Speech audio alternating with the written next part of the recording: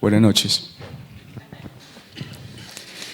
Instrúyanse porque necesitaremos de toda nuestra inteligencia. Conmuévanse porque necesitaremos todo nuestro entusiasmo. Organícense porque necesitaremos de toda nuestra fuerza. Antonio Gramsci. Bienvenidos a Conmemoremos. Este es un evento bien sabido para todos ustedes, donde se buscará recordar lo que ha sido constituyente de lo que somos, tanto en lo personal como en lo colectivo. Para lograr esos objetivos se traerán al presente personajes, como es el caso de hoy de Antonio Gramsci, y acontecimientos que reclamen ser dotados de sentido para entender el tipo de sociedad y humanidad que somos ahora. Hoy quienes participan de esta conversación son en el centro Carlos Mario González, Leandro Sánchez a mi derecha y Santiago Alarcón. Dicha conversación tiene como título Antonio Gramsci, vivir significa tomar partido. De nuevo, manifestar siempre nuestra gratitud a quienes posibilitan de mil formas que este encuentro sea posible, a la Biblioteca Pública Piloto, a la Laboratorio de Ciencias Sociales de la Universidad Nacional y a la emisora de esta misma, a la Corporación Libertad y Democracia, Corlide, a ailibros.com, a la librería Al Pie de la Letra y al Centro de Estudios Estanislao Zuleta, quien es el organizador de este evento. De nuevo, recordarles que nos encuentran en el sitio web www.ces.org, también en YouTube y en Facebook, donde van a estar pues toda la información actualizada para los eventos del próximo año. Muchas gracias por su presencia.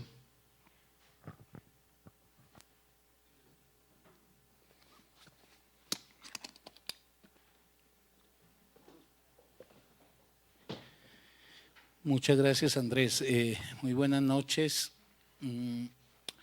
Vamos a intentar avanzar en una conversación que permita, porque como conocemos a algunos de los asistentes, sabemos que aquí hay gente en este momento en el auditorio que ha estado muy comprometida con el pensamiento de Antonio Gramsci y que no solamente lo han estudiado, sino que organizativamente lo sostienen, lo difunden.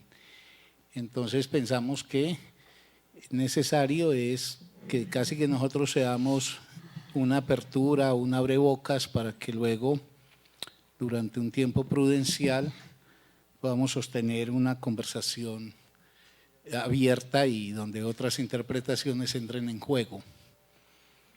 Decir también lo siguiente, que es algo que yo sostengo no solamente en este evento, sino en Diálogos en la Ciudad, y es que al abordar un pensador uno siempre comete un atropello porque pues en hora y 20 minutos se compromete uno a dar cuenta de alguien cuya obra es muy vasta, muy prolífica, muy disímil.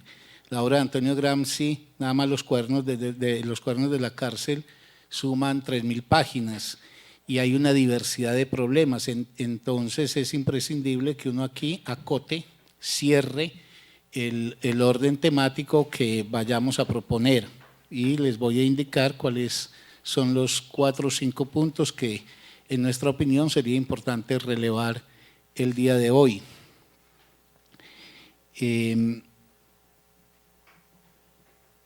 Bien, yo quiero comenzar haciendo una muy breve introducción a Antonio Gramsci, 5 minuticos, como para que quienes no lo conozcan puedan tener una referencia general de orden biográfico del papel de Antonio Gramsci. Y apenas termine quiero leer una frase que es paradigmática de él, que es muy difundida, muy conocida y que yo creo que es Gramsci de cuerpo entero en esa frase. Bueno, Gramsci es un pensador y sobre todo un luchador marxista, un dirigente revolucionario cuyo proyecto inclaudicable fue un proyecto anticapitalista. Esto es fundamental para evitar que a Gramsci se le confunda con algún tipo de reformista, que nace en Italia, en la zona sur de Italia, en condiciones económicas bastante precarias y limitadas. Él nace en 1891. Recordemos que él morirá en 1937, después de haber purgado cárcel por 10 años, detenido por las huestes de Mussolini y silenciado en términos de su expresión oral, pero nunca silenciado porque paradójicamente el grueso fundamental de la obra de Gramsci lo escribe desde la cárcel. Gramsci tiene un itinerario que lo lleva desde muy temprano, desde los 14, 15 años, a tener ya una inclinación que lo aproxima al marxismo.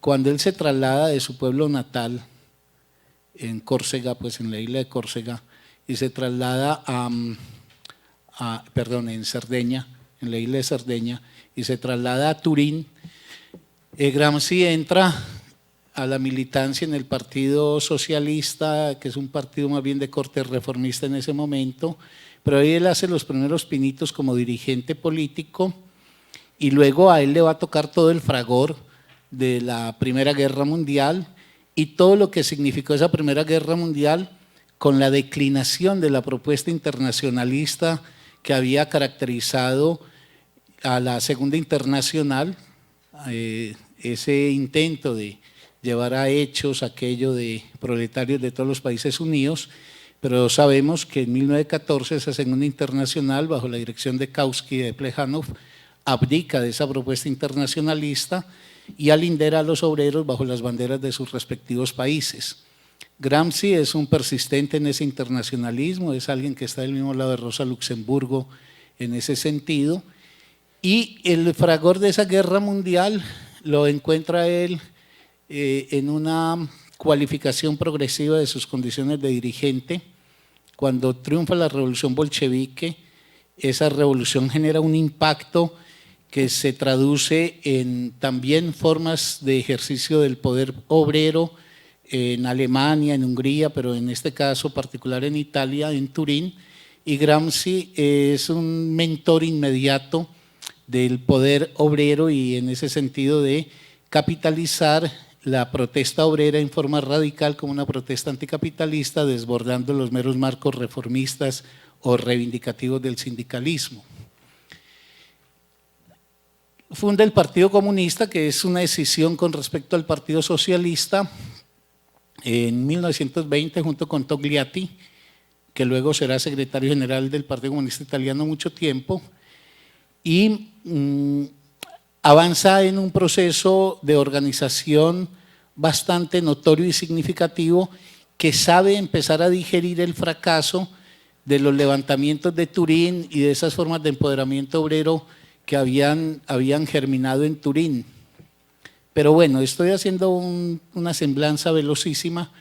Gramsci será detenido. Bueno, sabemos que el fascismo, con Mussolini a la cabeza, había ido gestando una forma de contrapoder a lo que eran las expresiones obreras y campesinas, y finalmente con el ingreso de las camisas negras en el 22 a Roma y el empoderamiento que logra Mussolini, Mussolini trae consigo una política absolutamente represiva, una de cuyas consecuencias, además del asesinato de Maserati, es el encarcelamiento de Antonio Gramsci, que pese a que era parlamentario, Antonio Gramsci queda detenido y arrojado a una prisión fascista, en donde en condiciones muy precarias y muy difíciles Gramsci vivirá ya el resto de sus años. Un hombre que muere relativamente joven.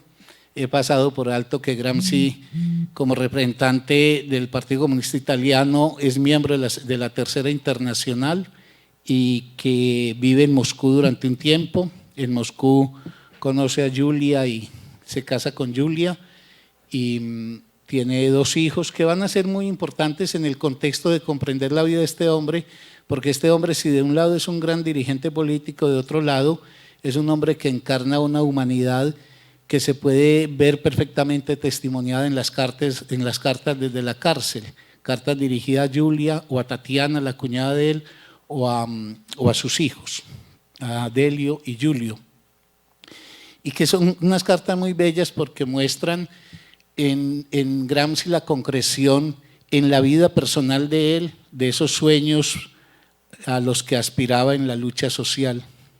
Una nueva concepción de ser hombre, de ser padre, de pensar que es un niño, de pensar que es una mujer, de pensar el amor, etcétera, etcétera. Yo creo que no es algo secundario decir, ya como terminación de esta breve semblanza, que Gramsci era un hombre que tenía serias dificultades físicas.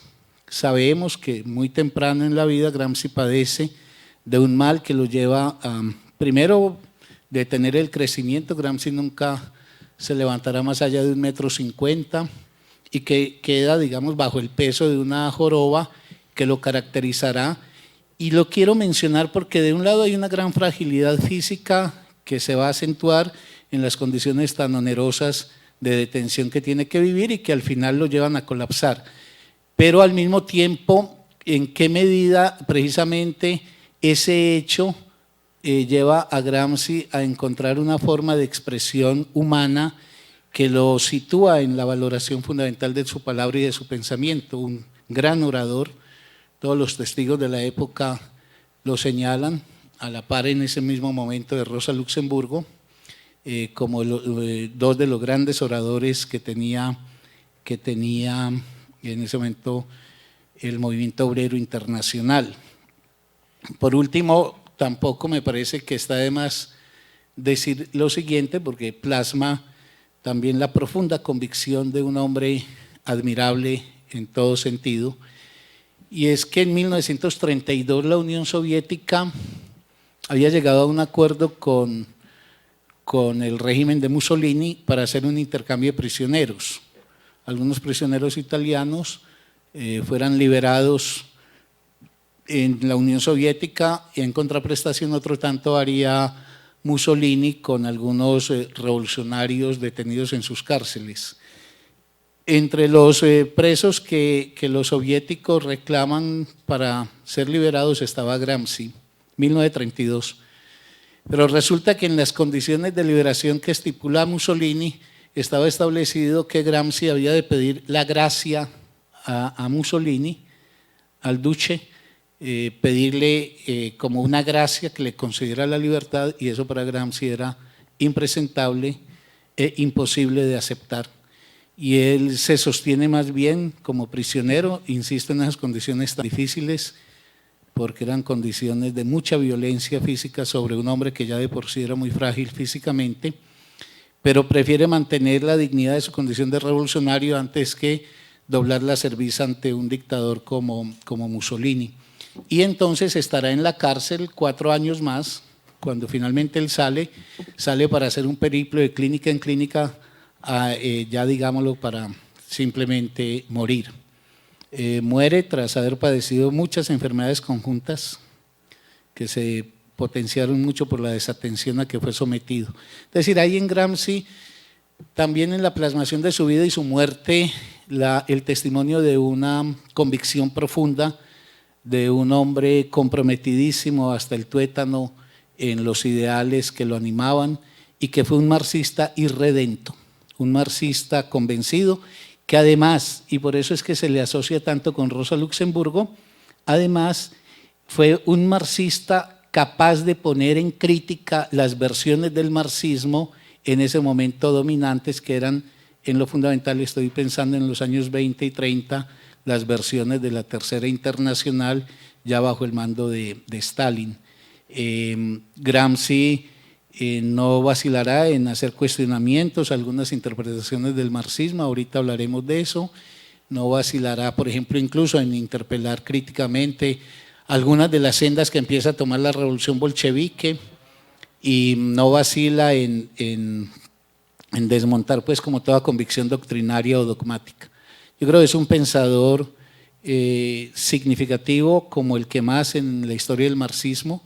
Infortunadamente su obra no es una obra conclusa, porque ustedes se imaginarán los términos en que él tenía que escribir. Él no tenía acceso a bibliotecas, era muy difícil que le permitieran el ingreso de algún libro, escribía pues de una forma bastante limitada en términos de fuentes, y los cuadernos de la cárcel constituyen una obra que es muy diversa temáticamente, pero que en general tiene en común que no concluye y queda en cierta manera en puntos suspensivos. No obstante, eso fue suficiente como para que tengamos una obra que nos produce un efecto profundo de reflexión, que nos obliga a reflexionar mucho. Nosotros quisiéramos entonces iniciar esta conversación entre Santiago, Leandro y yo, evocando una frase que les decía al comienzo, que es paradigmática de Gramsci, y contándoles cuál es el itinerario que quisiéramos recorrer si el tiempo lo permite, y si no, en la continuación de esta conversación con ustedes podamos entonces dar cuenta de él. Dice Gramsci: odio a los indiferentes. Creo que vivir significa tomar partido. No pueden existir quienes sean solamente hombres extraños a la ciudad. Quien realmente vive no puede no ser ciudadano, no tomar partido. La indiferencia es apatía, es parasitismo, es cobardía, no es vida. Por eso odio a los indiferentes. La indiferencia es el peso muerto de la historia, es la bola de plomo para el innovador, es la materia inerte en la que a menudo se ahogan los entusiasmos más brillantes, es el pantano que rodea a la vieja ciudad y la defiende mejor que la muralla más sólida, mejor que las corazas de sus guerreros, que se traga a los asaltantes en su remolino de lodo y los diezma y los amilana y en ocasiones los hace desistir de cualquier empresa heroica. La indiferencia opera con fuerza en la historia, opera pasivamente, pero opera, es inevitable, es lo que no se puede contar, es lo que altera los programas, lo que trastorna los planes mejor elaborados, es la materia bruta que se rebela contra la inteligencia y la estrangula. Vivo, soy partisano, por eso odio a los que no toman partido, a los indiferentes.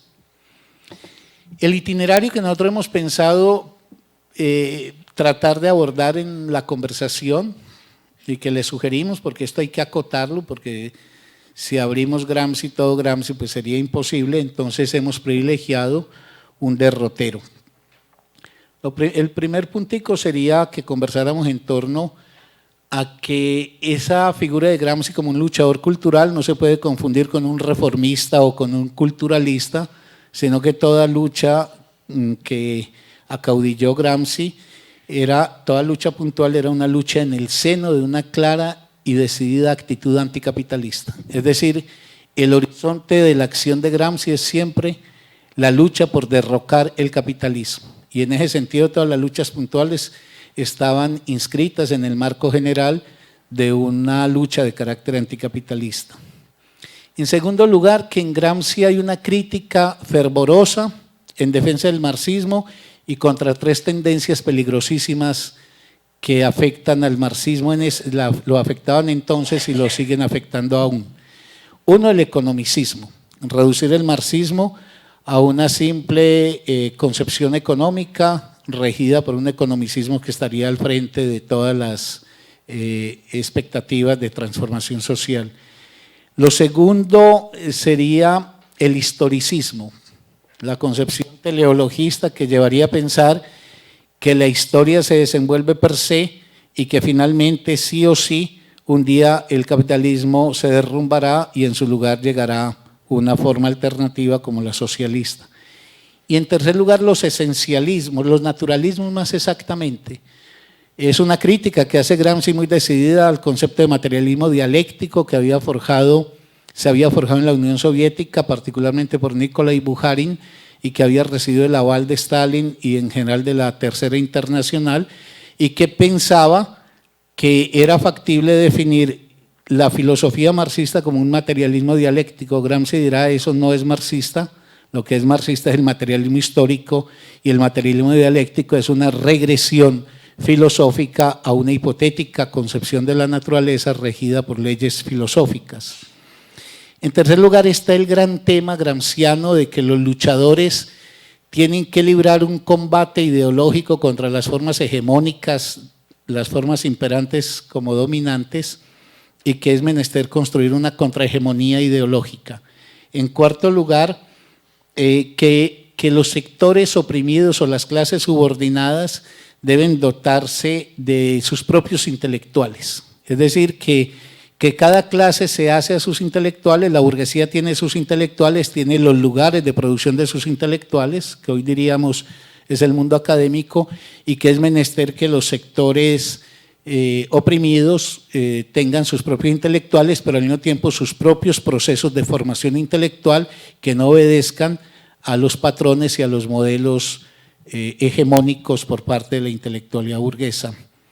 Y en quinto lugar estaría un propósito gramsciano fundamental, y es que la intelectualidad no siga siendo una élite, que no sea una minoría en el seno de la sociedad que cumple la función de la inteligencia de los procesos, sino que el propósito gramsciano es que todo ser humano en su capacidad de ser un ser de ideas y de reflexión y pensamiento pueda elevarse en su nivel de reflexión, pensamiento y crítica, y por ende que la inteligencia no sea patrimonio de una minoría.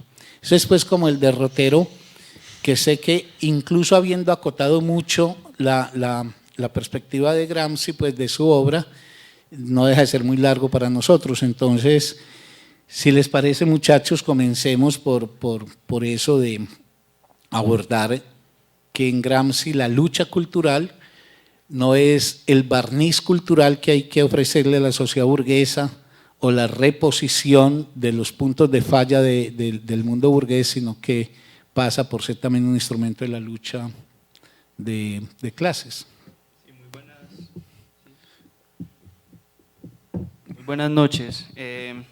Bueno, hablar de Gramsci supone tanto un reto como algo muy encomiable, porque, bueno, en particular fue un pensador que yo quise incluso antes de conocerlo, pues no sé por qué me causaba tanta simpatía o una especie, quizá por lo que se habla de él, que tuvo la valentía de sostener sus ideas, esa anécdota que contaba Carlos ahorita de que no aceptó esa liberación en las condiciones que se daba en ese tránsito entre los soviéticos y los fascistas italianos. Causa una cierta, no sé, empatía, ese tipo de cosas. No sé por qué recordaba en estos momentos particularmente esa relación que yo tengo, o cuando lo conocí especialmente a Gramsci, esa relación especial. Ya para entrar como en lo que es esa vida y esa obra de este hombre, y señalando ese asunto particular que vos señalás, Carlos, que vos invitas a que pensemos, el de cómo llega Gramsci a la reflexión cultural. Hay un asunto de época que es bueno tener en cuenta. Digamos lo que después del 20 en Europa la perspectiva internacionalista de la revolución queda prácticamente abolida. Pues hay hechos fácticos que demuestran que pues que no se iba a dar lo que se pretendía o lo que se había insinuado que era como a donde iba a ir el marxismo. Después de la revolución del 17 era muy factible una revolución en Alemania, realmente no se dio, y en otros contextos. Ante ese panorama es que tiene que reflexionar Gramsci. Y entonces ese hecho, esos acontecimientos como tal lo obligan de alguna manera a cómo vamos a pensar una lucha política que siga siendo anticapitalista, que le siga tratando de torcer la muñeca al capitalismo, que lo trate de tumbar. ¿Qué forma mantener cuando ya la política o cuando ya el escenario de lo político no es por excelencia, no es por principio, es el lugar donde se va a dar la lucha política? Y es ahí en donde yo creo que entra el asunto de la cultura, particularmente con una reflexión que él hace. No es que él aísle lo político, sino que él dice cómo se hace es de hecho muy realista en ese sentido, y por eso no es un culturalista ingenuo. De alguna manera la perspectiva que tiene Gramsci nos va a tocar convivir con el capitalismo bastante rato. La Unión Soviética no va a tener la capacidad de ella solita de combatir un monstruo monstruo de 7 cabezas que está en todo el mundo. Entonces, ¿cómo no renunciar a la lucha política? ¿Cómo no renunciar a ese marxismo y mantener esa lucha política en otro contexto donde la lucha frontal no va a ser? Entonces, ahí es donde entra esa reflexión sobre un ámbito que él dice es profundamente efectivo, profundamente, si se quiere, marca la dominación, marca la orientación de las sociedades, y es eso que él viene a llamar como la hegemonía. Eso que llama… Pero yo te propongo que dejemos la hegemonía para más adelantico. Más bien que de momento, si te parece, seguir desarrollando… Lo que pasa es que lo que se me está viniendo a la cabeza es que de esa relación con la hegemonía es que Gramsci toma la lucha cultural, o sea, es contra eso que tiene. Es por eso que digámoslo, no entro a detallarla, pero digamos que básicamente él lo que va a proponer es que debe darse un ámbito precisamente en esa lucha, en eso que él llamaba la hegemonía. Pues, lo que pasa es que siento que la tengo que definir. No, pero está muy bien y vamos hacia allá, Santi. El tema es para que prosigamos. Hay mucha gente que dice que trabaja en el ámbito de la cultura. Si ustedes miran, por ejemplo, una ciudad como Medellín, hay una cantidad de organizaciones que se definen además organizaciones culturales. Entonces, cuando se piensa que, por ejemplo, Gramsci tiene un frente de batalla fundamental en la cultura, pues se tiende a pensar que hay un cierto culturalismo a la base de la posición gramsciana. Incluso a él, alguien como Labriola lo cuestionaba porque decía que Benedetto Croce, que había sido un filósofo muy preocupado por el tema de la cultura y que había marcado mucho la primera juventud de Gramsci, pues se le endilgaba eso, que él era un culturalista, pero lo que me parece que en las palabras de Santi se pueden decantar es que sí era una lucha cultural, pero es una lucha vinculada a la política. A ver, la cultura no es equivalente a la política, pero no hay cultura sin política. Y por eso para Antonio Gramsci es ingenuo pretender que la cultura es una esfera independiente, que se trabaja al interior de ella y que no tiene que ver ni con la estructura económica, ni la social, ni la política. Entonces Gramsci lo que tiene en el marco, y que es algo que conversaba yo en estos días con los miembros del CES, guardando todas las diferencias del caso, es lo que animaba también a Estanislao Zuleta, es decir, nunca perder de vista que el horizonte final es político y que el horizonte político es un horizonte anticapitalista. Entonces Gramsci no da puntadas que no conduzcan a un cuestionamiento radical de la estructura de poder que sostiene el régimen capitalista, y la cultura es una cultura que debe estar al servicio de la construcción de un hombre y de una mujer que alcancen términos de independencia, autonomía, etcétera, etcétera, pero que nunca se podrá lograr si de alguna manera no se modifican las relaciones sociales de producción vigentes. No sé qué pensás vos, Leandro, o Santi, si querés agregar algo. Pues yo considero que en este primer punto se tiene que señalar pues lo que significa ser un ser humano radical. Si Gramsci no es, como ya lo han dicho mis dos compañeros, un reformista, o si no es un tipo que apuntaba a la superficie de las cosas, sino que se da cuenta de lo profundo que es el problema y decide, digamos, apuntar a eso que aquí estamos tratando como lo cultural. Yo creo que es porque se da cuenta de un gran desgaste y una gran distracción con el asunto del poder. Lo que suponía la Unión Soviética para aquel momento era un fuerte impacto político, la toma del poder en Rusia y el hundimiento de la estructura zarista, como que alertaba y abría los ojos hacia una forma de transformar las relaciones de dominación, las relaciones estructurales de una sociedad que se definía pues de manera eminentemente política. Para ese momento era un poco difícil que se entendiese a Gramsci dentro del marxismo, si tenemos en cuenta que parecía que ya la cuestión estaba muy bien definida en cuanto a la transformación de la sociedad. La cuestión era tomarse el poder y un poco esperar a ver qué sucede luego. Yo creo que Gramsci tiene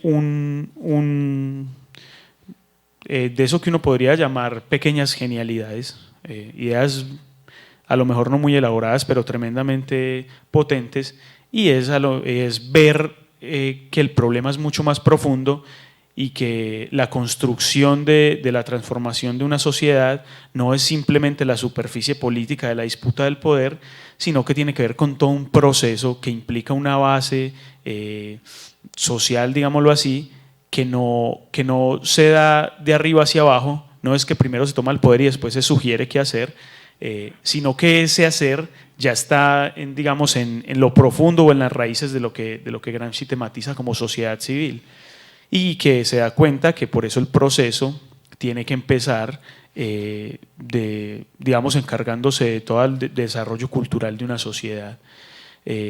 Por eso, cuando yo insisto en decir que este pensador era radical, en buena lógica de Marx, es como apuntar a la raíz del problema. Si Gramsci hubiese sido un culturalista, si Gramsci hubiese sido un tipo ingenuo, que fácilmente siempre es muy fácil leer a cualquier marxista y por su pretensión política también como, digamos, como punto de llegada que está presente, yo creo que en todo buen marxista, es fácil poner eso de entrada y entonces descalificar rápidamente como ingenua su propuesta frente a toda esa roca dura que significa el capitalismo y todas las relaciones que una y otra vez lo están deteniendo. Gramsci supone para el marxismo todo lo que es digamos así, un correcto marxista, si se me permite la expresión.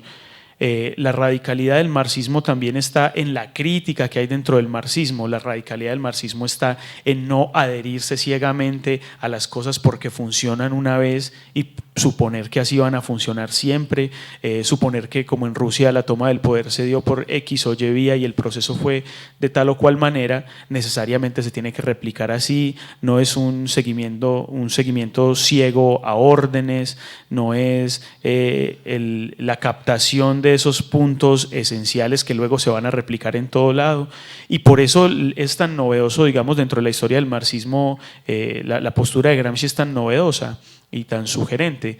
Gramsci, cuando Gramsci se da cuenta que la disputa, que la lucha cultural es un elemento fundamental de cualquier proyecto revolucionario, yo creo que está cuestionando todo eso, está cuestionando de un lado y la cosa es poderosa porque el cuestionamiento de Gramsci no se da después de un fracaso de un proyecto revolucionario. El cuestionamiento de Gramsci está en el triunfo de la Unión Soviética, en medio de lo laureado que fue el proyecto ruso, en medio de un proyecto ruso muy, muy fuerte. Es un poco como, comparto lo que decía Santiago, no se trata tampoco de entonces decir que la cuestión tiene cierto carácter lógico y entonces hay unas preeminencias, primero una cosa, después la otra, después la otra. Esa lucha cultural es política, de nada sirve una lucha cultural que por lo menos en una sociedad como esta, donde tenemos, si se me permite, pues no sé, manifestaciones de la prensa, manifestaciones públicas, opiniones de todo el mundo, y pensar que entonces como abunda en la opinión, entonces tenemos una riqueza cultural tremenda. Yo creo que tampoco se trata de eso, esa cualificación de la opinión yo creo que se da en el plano político. Si nosotros tenemos órganos de prensa, si tenemos partidos políticos, incluso la posibilidad de que aparezcan nuevas manifestaciones políticas partidistas, todavía eso no dice mucho respecto del carácter radical de esos asuntos, y tanto en cultura como en política uno puede caer en temas superficiales.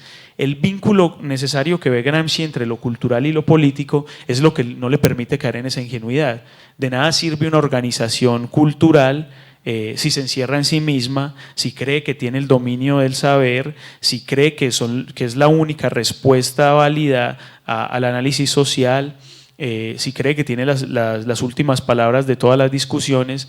De nada sirve eso si no empieza a cuestionar las estructuras de esa sociedad en la cual también surge, que implica cuestionarse a sí misma. Entonces yo creo que eso es lo que define a Gramsci no como un ingenuo, sino como un marxista radical, y que en todo caso pone, yo creo que de manera definitiva, no sé qué pensarán acá, como a la crítica, a lo que supone ser un pensador crítico y revolucionario como el principio de cualquier proyecto de transformación social. Claro, yo creo que está muy bien traído a cuento por parte de Leandro enfatizar en el adjetivo radical. Radical quiere decir, esa es una palabra que se ha desprestigiado mucho, porque esta es una sociedad donde todo se quiere tibio y nada sea definido ni decidido, pero radical quiere decir ir a la raíz. Entonces él es un marxista radical en el sentido de que no cree que la transformación de la sociedad se dará manteniéndose en las ramas, sino que hay que ir a la raíz y que la raíz tiene que ver con la estructura de las relaciones sociales de producción que el capitalismo ha instaurado. Ahora, Gramsci libra dos combates simultáneamente. Libra un combate, obviamente, contra las estructuras de poder capitalistas, pero libra un combate también al interior del marxismo.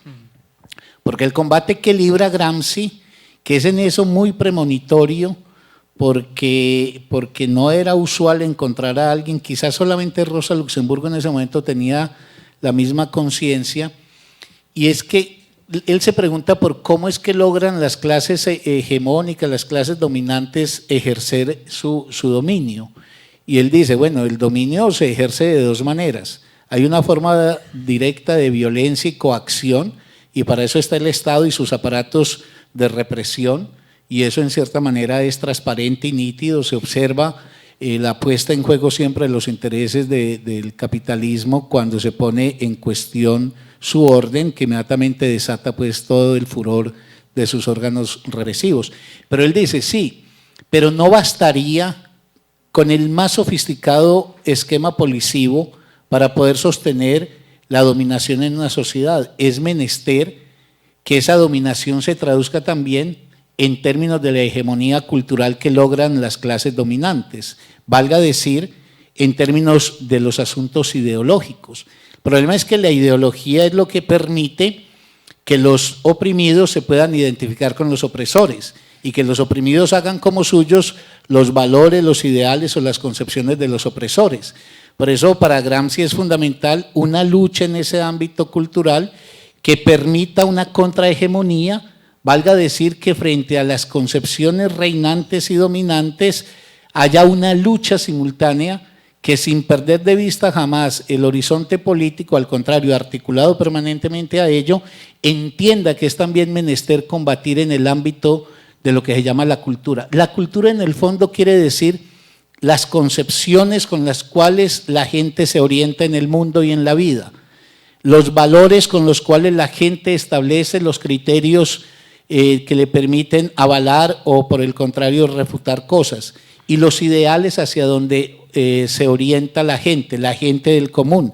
Entonces para Gramsci es impensable que los luchadores marxistas no atiendan esos procesos culturales de reforma de las estructuras de dominación que en términos de la ideología logra el capitalismo capitalizar.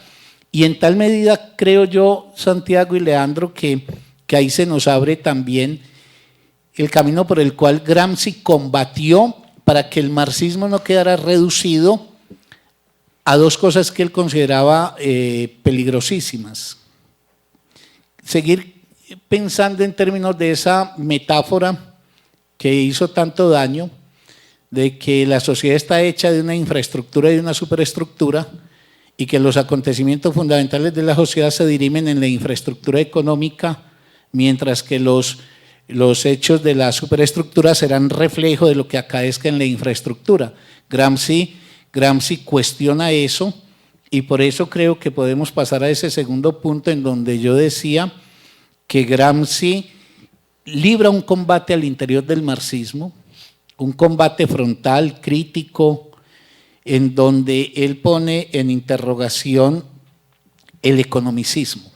El economicismo es una lectura del marxismo que fue muy prohijada particularmente por Bukharin y luego recogida casi como el esquema fundamental de concepción del marxismo por la Unión Soviética estalinista, que piensa que las relaciones sociales de producción, allí donde se genera el vínculo trabajo asalariado capital y se destila la plusvalía, que ese es el tema central y que por consecuencia la revolución es esencialmente poder entonces desmontar la propiedad sobre los medios de producción y en su lugar entonces establecer formas colectivas de propiedad. Gramsci no objetará eso, lo que Gramsci dirá es que reducir el marxismo a eso y pensar que la economía es la que hará la revolución y la confianza ciega en que las crisis económicas colapsarán al capitalismo es una forma de impotenciar la lucha contra el capitalismo.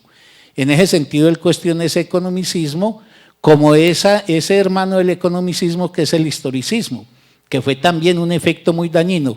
La sociedad viene de estructuras comunitarias primitivas a estructuras esclavistas, feudales, capitalistas, socialistas, comunistas, es decir, la historia ya está tejida hacia el futuro, se sabe hacia dónde vamos, hay una especie de telos que indica el destino que nos aguarda. Entonces dice Gramsci, eso junto con el economicismo equivaldría a que nos crucemos de brazos para ver pasar un día el cadáver del capitalismo, porque inercialmente el desarrollo de la historia nos conducirá a una sociedad alternativa.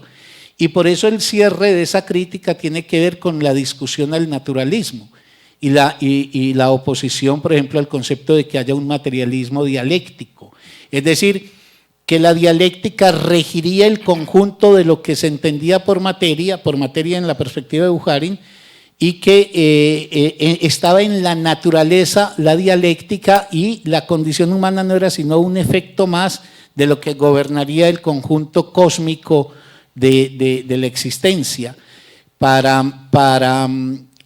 Gramsci la historia la hacen los seres humanos, la hacen o no la hacen, lo que logran, lo logran en gracia a su compromiso o por el contrario padecen lo que padecen por su omisión de las acciones correspondientes.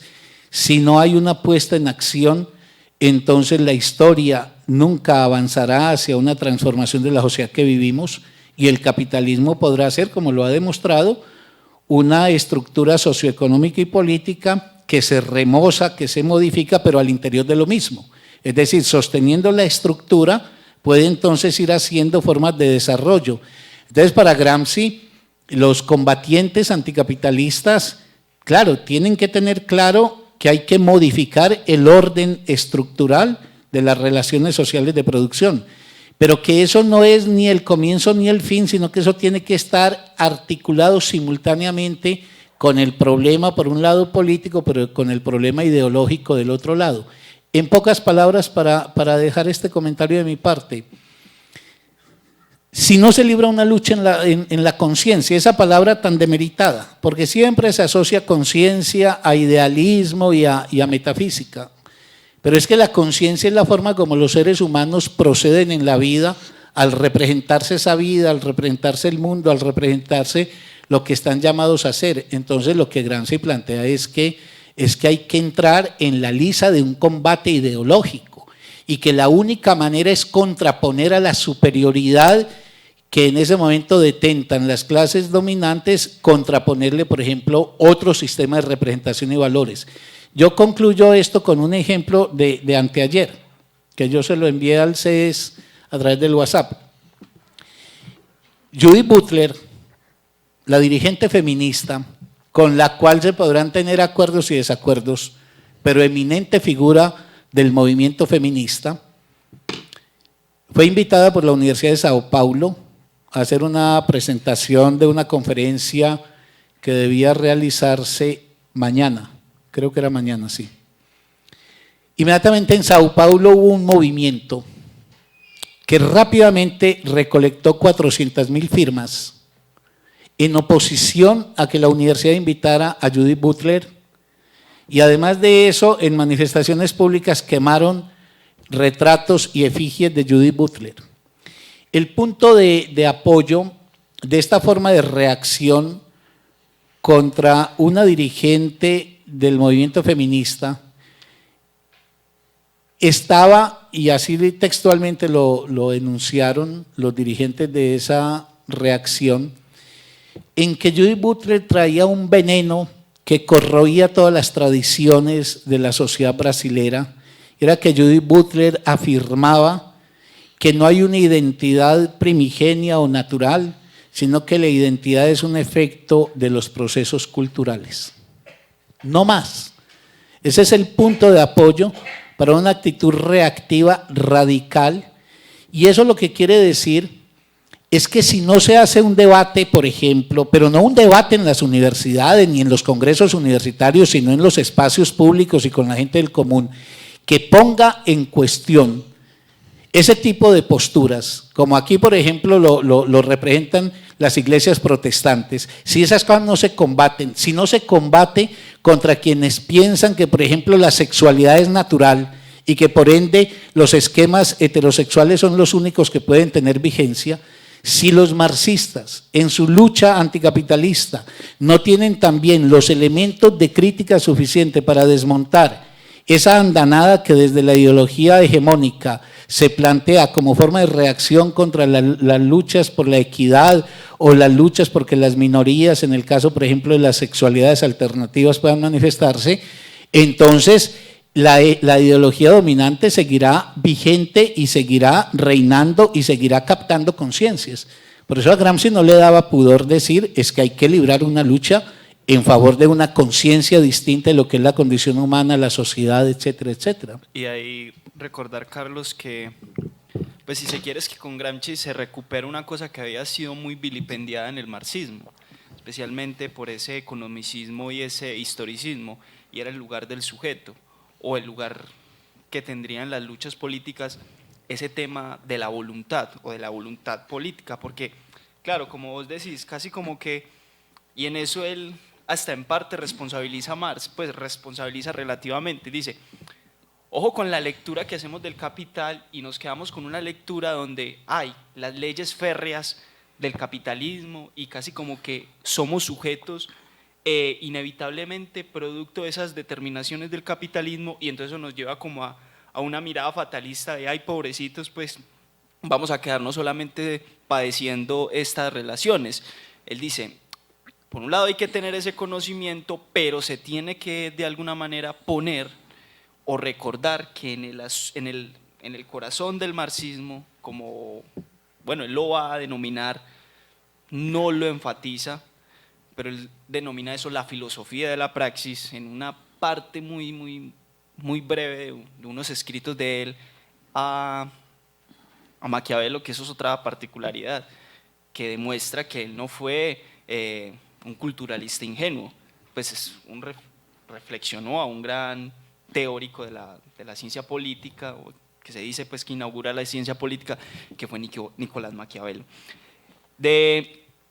Entonces lo que él recuerda con esa filosofía de la praxis es que en el centro de la cuestión debe estar la acción humana, pero que la acción humana, y ese es digamos, la corrección y la crítica que él está haciendo al marxismo, están desconociendo esa acción humana por quedarse solamente viéndose las determinaciones económicas, es decir, son incapaces para ver momentos especiales en la sociedad donde aunque existan esas fuertes determinaciones económicas, se puede hacer algo o se puede intervenir, así eso no llegue a ser la transformación inmediata, aunque ese sea el objetivo. Y entonces, por ejemplo, él hace por ejemplo, la interpretación que tienen los bolcheviques, listo, sí, allá, a lo sumo, en un primer momento, eso va a apuntar a un capitalismo de Estado, sí, pero en el poder están los obreros y están los campesinos, y esa es una variante política e histórica que puede dar ventajas. Él no dice que eso sea la panacea, él se le sale y no puede, y evidentemente eso no sirvió para nada. Evidentemente la Unión Soviética de nada sirvió que el proletariado estuviera en el poder, y eso hay que aceptarlo. Pero lo interesante de Gramsci es que fue capaz, y esa es la crítica que decías, Carlos, se le hace al economicismo, se le hace a ese materialismo tan como él lo dice, como los cánones cerrados del materialismo histórico. A veces esa crítica que se le hace sobre todo a la socialdemocracia alemana, cuando habría caído en esa actitud de despreciaron incluso no solo la rusa, sino en su momento la Revolución Mexicana, porque había sido que por campesinos, entonces por eso no. Algo así. Entonces, ortodoxa es la expresión.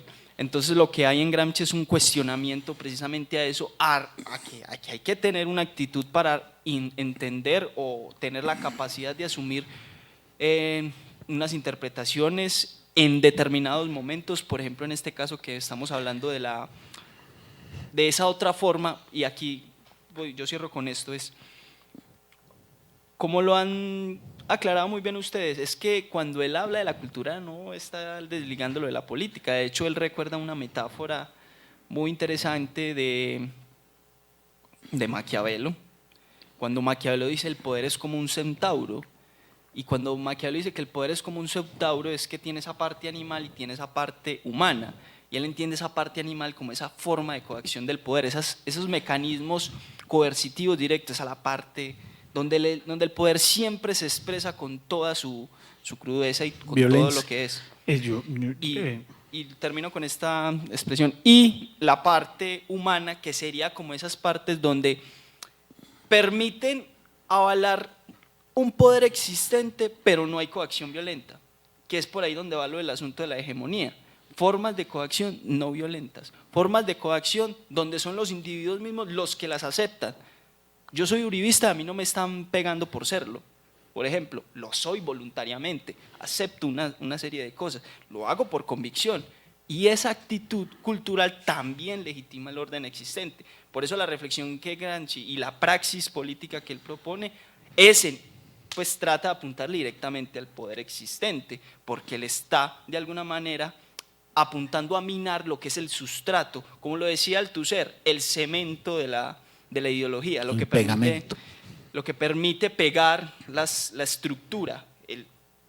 Esa es como la metáfora, de alguna manera, para ir entrando en la reflexión que tenemos sobre la hegemonía. Sí, yo no sé, hombre, yo pido disculpas al auditorio pues, y a los dos compañeros porque me voy a poner fastidioso con una cosa. Yo llego a la misma conclusión que ustedes, pero yo creo que el punto de partida tiene una diferencia. Yo no comparto en mi lectura de Gramsci con ustedes, digamos, la crítica que haya, con la que empezaba Carlos Mario, sobre este punto pues, de los esencialismos, del rechazo a la, que yo diría, bien lograda metáfora de Marx del edificio, de la base y la superestructura. Yo no creo que haya un rechazo de eso y creo que lo que hay es una apropiación muy particular en Gramsci de esa consideración de base y superestructura. Gramsci la replica todo el tiempo, por lo menos en el texto de la formación de los intelectuales aparece mucho, y lo que hay en Gramsci es, digamos, la capacidad para darse cuenta que esa cuestión de la base y la superestructura no se da de acuerdo a una relación mecánica como se pensaba para ese momento, y además que había rendido un fruto triunfal en la Unión Soviética. No es que se pensara Gramsci que todo está determinado por una base material de acuerdo al modo de producción, que además consideraba Gramsci que no era la economía simplemente, y que ahí hay una gran diferencia también en la recepción de esa consideración de Marx.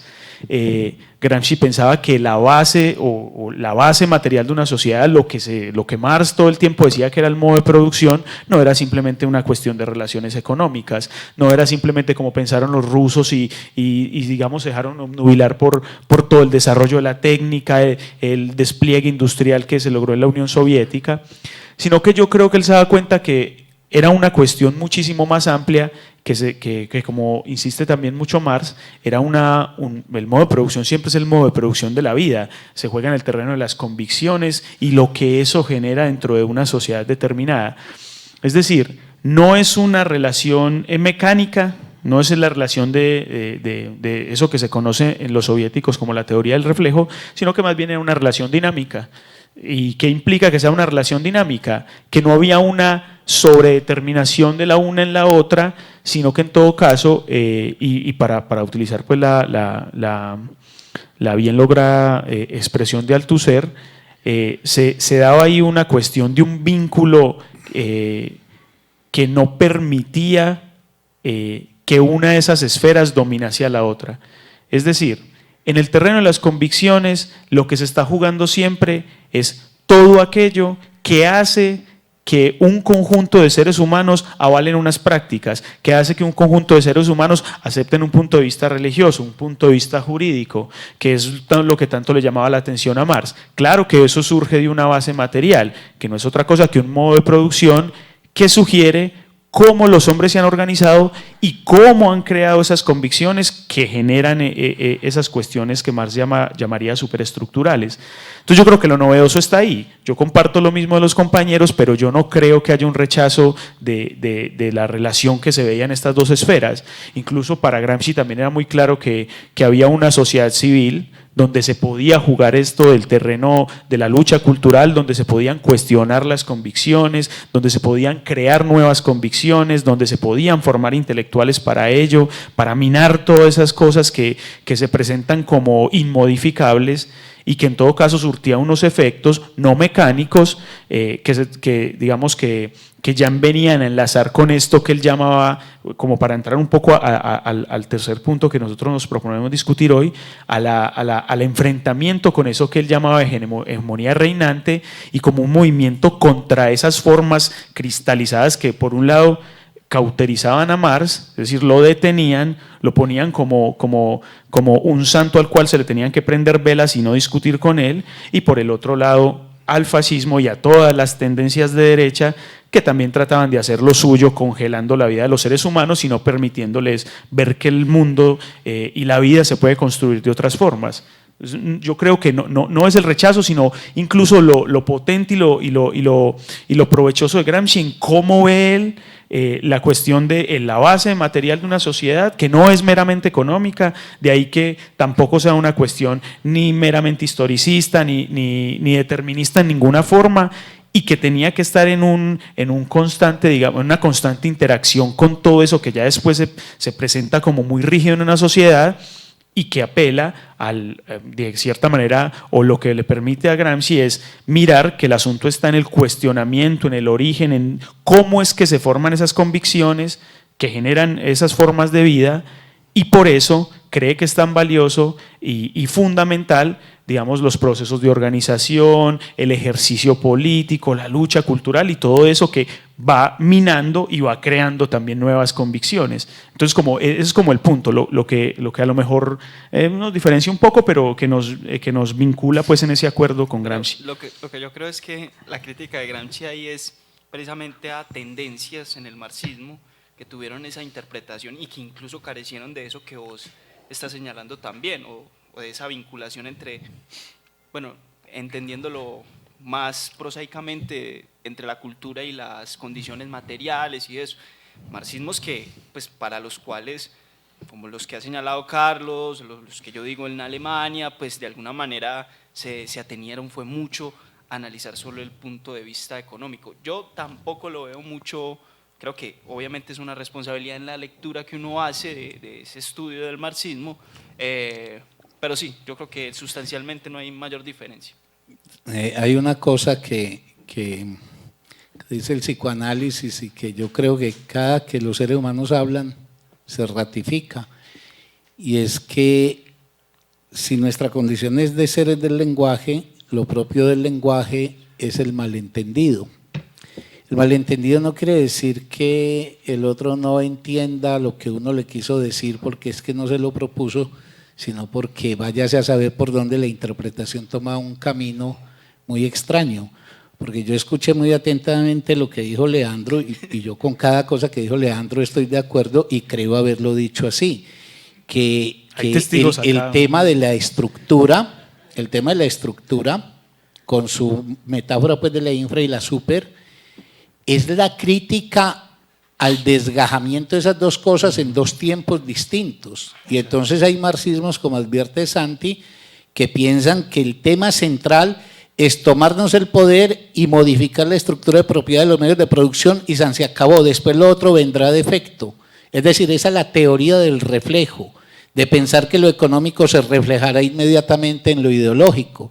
El planteamiento de Gramsci es que el combate es frontal y en todas las direcciones simultáneamente. Es decir, que son dos dinosaurios grandes de remover en ese momento donde está Gramsci.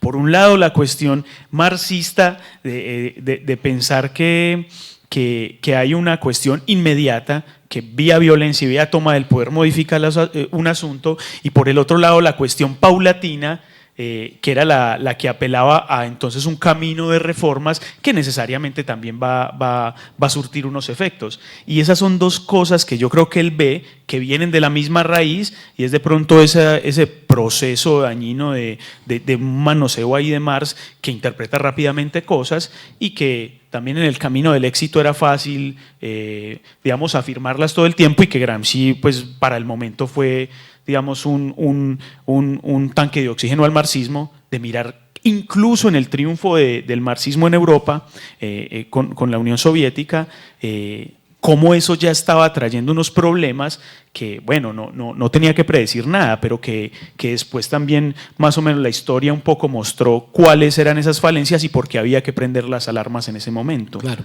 O sea que yo creo que estamos en eso pues identificados, que la transformación del capitalismo es una transformación simultánea que hay que operar pues siempre en perspectiva de erradicar este modelo de sociedad, pero por un lado afectando la estructura material de este sistema y simultáneamente y no a posteriori en el combate ideológico.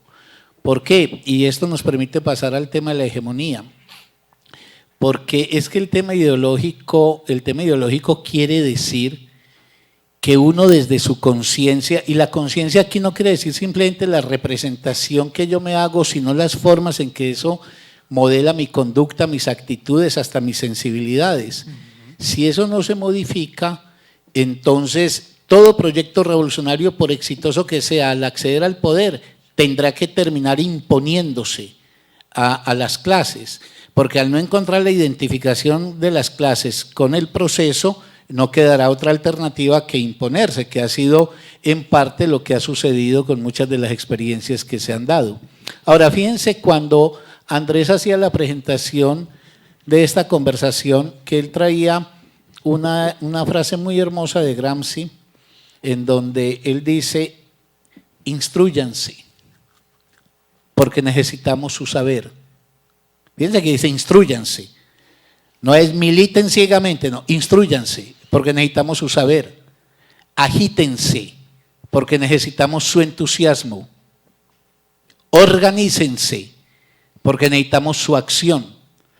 Entonces, en una frase tan sintética, él lo que está diciendo es: valoremos el conocimiento como un arma de lucha. Él no está diciendo el conocimiento académico para que le den títulos, está diciendo el conocimiento para entender el mundo y actuar con más lucidez en el mundo. Agítense en el sentido de que sostengan los ideales y el entusiasmo no decline, y organícense en el sentido de que esta no es una lucha individual, sino que es una lucha que solamente podrá tener frutos en la medida en que se colectivice. De otra parte, hay un cuento de Kafka que nos permite pasar al tema de la hegemonía y explicitarlo mejor, en el que Kafka narra de un hombre que está dándole latigazos a un simio, a un mono, y de pronto el mono se enfurece y le arrebata el látigo. Entonces, a esa altura del relato, vos pensás que el mono entonces se desquitará con el que lo estaba oprimiendo, dándole latigazos también al opresor. Y de pronto el giro que presenta el relato de Gramsci es que el mono empieza a darse latigazos él mismo. Él le quita al amo el látigo para decirle algo así: mire, no es menester siquiera que usted haga un esfuerzo. Yo me identifico tanto con lo que usted hace en contra mía, que entonces yo me latigo. Pero eso es finalmente el tema de la ideología. El ejemplo de Santi es muy preciso. ¿Quiénes son los uribistas de este país?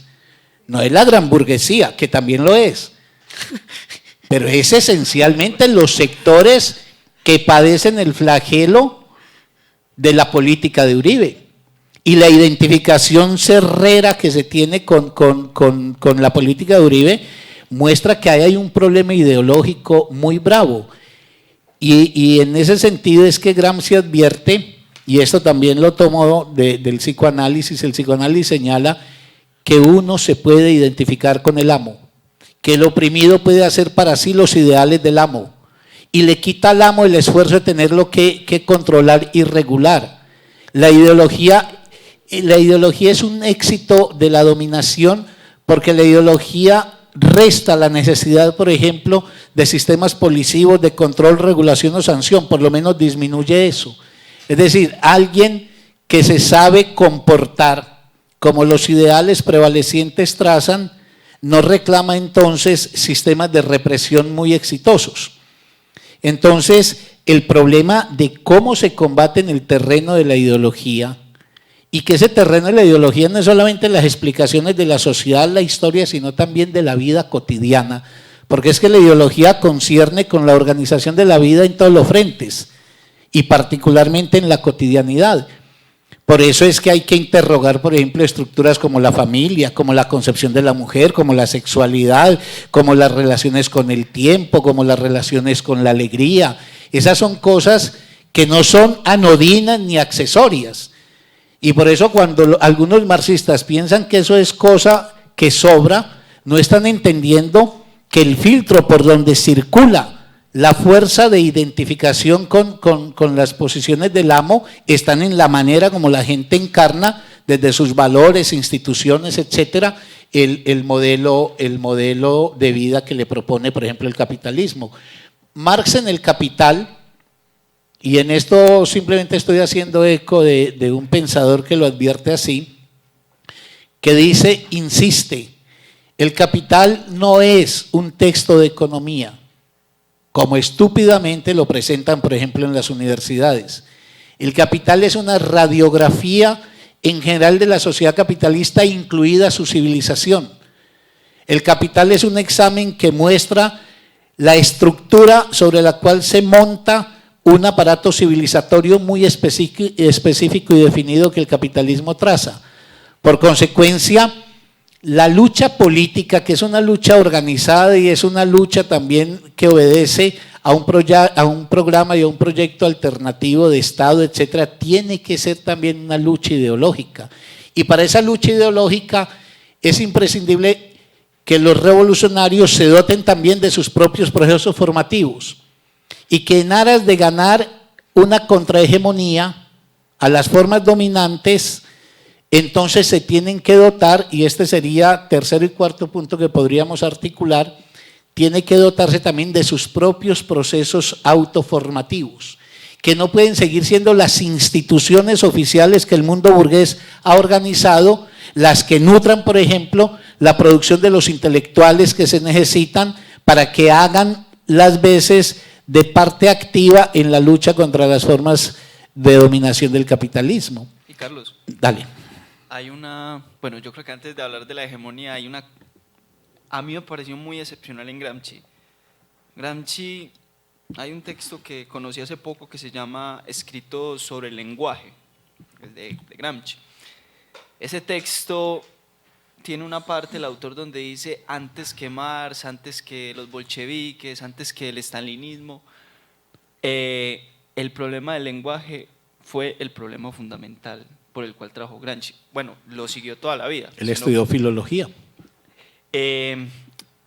Entonces él tiene una gran sensibilidad por el tema del lenguaje, y si tiene esa sensibilidad por el tema del lenguaje, por ende lo tiene de la cultura, precisamente porque tiene ahí no solamente es un análisis, sino como una forma de entender cómo los seres humanos operamos simbólicamente y la eficiencia que eso tiene en nosotros, y cómo, por ejemplo, sistemas de poder también hacen intervenciones sobre el lenguaje, sobre unas cadenas de significantes. Pero bueno, quería señalarlo porque, y eso es otra anécdota que también habla de la madera de Gramsci. Gramsci tuvo la oportunidad de volverse profesor en la Universidad de Turín. En la de Turín, precisamente, creo que era como lingüista, pero tenía que ver tenía que ver con eso. Se iba a ganar, yo no sé eso a cuánto equivale ahora, era mucha plata para esa época, 2.500 liras por ser profesor. Al año iba a tener 3 meses de vacaciones, pero simultáneamente estaba la oportunidad de estar al frente de una revista política que era el Avanti. Se iba a ganar 1.800 euros y tenía que trabajar horriblemente, tremenda. La convicción de Gramsci se va por la revista. Y a mí me pareció muy entrañable porque habla no solamente de la convicción política y en ese momento en el que él decide una decisión muy, que lo decía era porque lo quería relacionar con el nombre también del título, toma partido y toma con las consecuencias que eso tiene. Ya para volver sobre el tema de la hegemonía, ese asunto de la hegemonía como una forma de poder inmaterial y con todo lo que decía, cómo la eficiencia de modelos o aparatos simbólicos operan en nuestros comportamientos y que no actuamos en vano, que no actuamos neutralmente, que hay un sentido en nuestros actos, lo lleva mucho a Gramsci a pensar ese asunto de la hegemonía como un poco como lo insinuó ahorita, como esas formas que indirectamente le están diciendo sí al status quo, casi como que, y muchas veces como si el individuo ni siquiera se cayera en cuenta de lo que está haciendo. Y eso tiene altas implicaciones en hechos políticos y en hechos sociales. Uno habla de la guerra civil española y no voy a decir que los españoles tienen una opinión unánime, pero por lo menos tienen un juicio ponderado sobre los republicanos, sobre los que en algún momento se tomaron las armas y defendieron a España contra el fascismo. Vaya usted hable de lo que es un guerrillero en Colombia para saber lo difícil que es. Es muy difícil poder, no porque no haya que hacer cuestionamientos al conflicto, pues obviamente y muchas cosas, pero es muy difícil sostener o realizar un juicio ponderado precisamente sobre el conflicto. Y lo que pasa ahí es que la hegemonía logra construir, y a mí, por ejemplo, en el caso colombiano, es que nos han arrebatado una interpretación sobre el pasado, sobre lo que nos ha pasado muchas veces. Entonces tiene muchos efectos y eso a su vez operará en los juicios, en eso cotidiano. Todo el mundo ahora se cree politólogo y habla de Venezuela, la gente sigue creyendo que le van a entregar el país a las FARC, es decir, formas efectivas y concretas que terminan indirectamente afianzando un poder dominante. Por eso Gramsci, por ejemplo, hace un estudio sobre el sentido común, porque es que a él le importa mucho. Cuando él, por ejemplo, pone este caso, la gente dice, es que siempre ha habido ricos y pobres. Entonces Gramsci dice, ahí cristalizada hay una filosofía o una pseudofilosofía que opera activamente. El que dice siempre ha habido ricos y pobres se apresta a la aceptación de lo dado. Pero no se escandaliza con eso. Por eso la lucha cultural es una lucha teniendo en cuenta lo que la gente es, hace y dice, y no pasando de largo. Por eso es que el mundo académico es tan incapaz de tocar las fibras de la sociedad, porque esas cosas las menosprecia. Gramsci dice, eso hay que tomarlo en serio para tratar de transformar esa posición, pero solo se transforma si se tiene en cuenta. Si la menosprecias, seguirá ahí reinando. Bueno, nos quedan, muchachos, enseguida nos quedan 10 minuticos para que podamos abrir la conversación con la gente y nos quedan pendientes. Dos cositas, a ver si en 10 minutos las podemos por lo menos enunciar. Una es el tema, pues, digámoslo, de la hegemonía en este sentido de la construcción, de la lucha en el ámbito de la ideología. Y lo segundo es plantearnos el tema, esa afirmación de Gramsci que es tan clave del intelectual orgánico, que parte del principio, pues, de que cada grupo social o clase social se dota de sus intelectuales y que es necesario que los produzca. Si no los produce, una clase queda en la desventaja siempre frente a las otras. Y terminar con ese asunto que es una proclama de Gramsci muy bella, de que todos los hombres, él dice todos los hombres, digamos todos los seres humanos, están en posibilidad de idear, y en ese sentido todos los hombres de alguna manera se desenvuelven en el campo de las ideas. Él llega a una afirmación incluso extrema. Él dice, todos los hombres son intelectuales porque el trabajo humano es una articulación entre, por ejemplo, la manualidad, pero al mismo tiempo la inteligencia que diseña el proyecto, etc.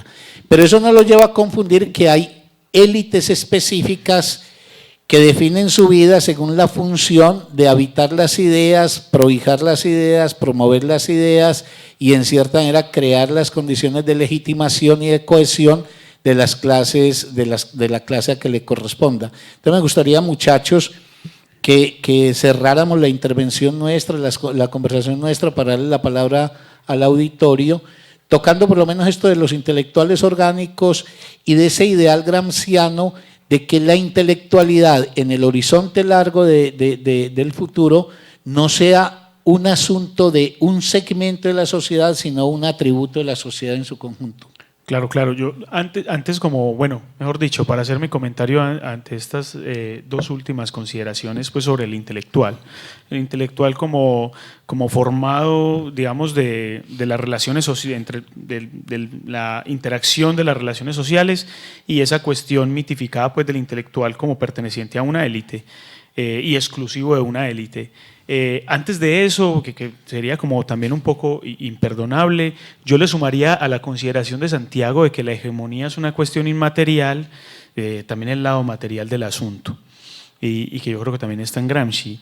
Y lo digo porque esta cuestión de tomar partido, que es decidirse a combatir una hegemonía opresiva, etcétera, etcétera, también trae de suyo... es duro, pues también trae de suyo ríos de sangre. Nosotros tenemos en este momento en el país un drama, yo creo que muy bien tapado por todo lo que se puede considerar acá opinión pública certificada en el país, y es esa estela grande de líderes sociales asesinados, que no sé, a lo mejor en este momento están asesinando uno. Y yo creo que 176 este año. Que es una cuestión escandalosa, como si en este país pudiese haber algo más escandaloso, pero creo que cada vez está más cargado de eso, y que muestra el carácter material de cómo opera también la hegemonía. Esas no son simples convicciones inocentes, esas ideas que dicen el homosexual es una cuestión desviada, los homosexuales son enfermos, etcétera, etcétera, no se quedan en el simple juicio del sentido común, sino que también arman a muchos antihomosexuales, yo creo que de manera peligrosa, y en política pues vemos como en el país una y otra vez se sigue desgarrando el asunto. Y respecto a la cuestión de los intelectuales, que también está muy ligada, digamos como formación de aquello que puede hacerle contrapeso o puede disputar consideraciones hegemónicas, lo primero que se me ocurre es que en esa cuestión de la consideración de Gramsci sobre el intelectual orgánico hay una preocupación muy evidente, y es la discusión enlazada a lo que llamamos lucha cultural, la discusión y la disputa sobre cómo operan las formas, cómo operan las consideraciones personales en la construcción de una forma de vida colectiva. Todo intelectual prácticamente es aquel que, digamos de una forma muy malograda también, se hace a una palabra exclusiva y quiere representar la totalidad de lo que Gramsci llama una clase social, etcétera, etcétera. Ese no es el intelectual al cual apela Gramsci. En mi lectura de Gramsci, yo creo que el apellido que le pone, ese adjetivo de orgánico, apela como a la preocupación por el conjunto vital de lo que puede suponer las relaciones entre seres humanos, y cómo se puede brindar, cómo se pueden, mediante el ejercicio político, mediante el ejercicio de la organización social, cómo se puede disponer de todos los medios, de todos los recursos necesarios para que emerja algo así como el intelectual, y para que emerja una posición crítica y que tenga una opinión formada. Santiago llamaba la atención de que a lo mejor en el país todo el mundo puede hablar de la crisis venezolana, etcétera, etcétera. Ahora todos pueden hablar de Cataluña porque parece que vivieron toda la vida allá. Entonces no es simplemente eso, no es simplemente la opinión, digamos, desbordada, sino la opinión argumentada, la formación de verdad, como que el necesario detenerse sobre las cosas también en muchos sentidos para poder tener una palabra de peso, y que tenga que combatir a esa cuestión hegemónica que, como ya dije, es tremendamente material también. Y aclarar ahí una cosita, yo quisiera terminar con esto, y es, cuando Gramsci propone la contrahegemonía a una hegemonía establecida, cuando ha hecho el diagnóstico de lo que sería esa hegemonía burguesa que domina, él es muy enfático el decir, en la práctica misma de una contrahegemonía se tienen que subvertir todas las prácticas de dominación y prácticas de digamos, lo de… Él lo dice criticando, por ejemplo, al leninismo. Él dice, sí, son socialistas, son revolucionarios, pero en la práctica reproducen formas de dominación burguesa. ¿Por qué? Por esa separación del partido de los intelectuales o algo así como los revolucionarios disciplinados que dirigen el partido, y hay otros militantes ahí pasivamente. Él dice, una contrahegemonía no puede producir o no puede promover esa separación entre los que saben y los que no saben, y que unos están dirigidos y que son los otros los que van a adherirse acríticamente a eso porque hay unas mentes luminosas. No, en la práctica misma, la contrahegemonía tiene que subvertir las relaciones, y eso es sustancial, no es simplemente me opongo y ya, sino que en la práctica misma estoy generando una transformación en los vínculos mismos, en el sustrato mismo de la acción política. Bueno, vamos llegando al momento en el cual la palabra estará del lado de ustedes. Simplemente 3 mencioncitas sin desarrollo. Uno, yo creo que hay que encontrar en Gramsci entre muchas cosas, una lección muy profunda que nos hace mucha falta a nosotros, y es que los sectores sociales deben proveerse de sus propias formas de inteligencia y por consecuencia de formación. Cuando Gramsci dice instruídos porque necesitamos vuestro saber, Gramsci no está diciendo ir a sacar títulos de doctorado. Gramsci está diciendo organizados en consonancia con las necesidades propias del sector y obedeciendo a los procesos formativos necesarios que permitan, por ejemplo, subvertir esas formas de sojuzgamiento del saber y de sus poderes críticos, como lo ha logrado, por ejemplo, establecer la institucionalidad educativa burguesa.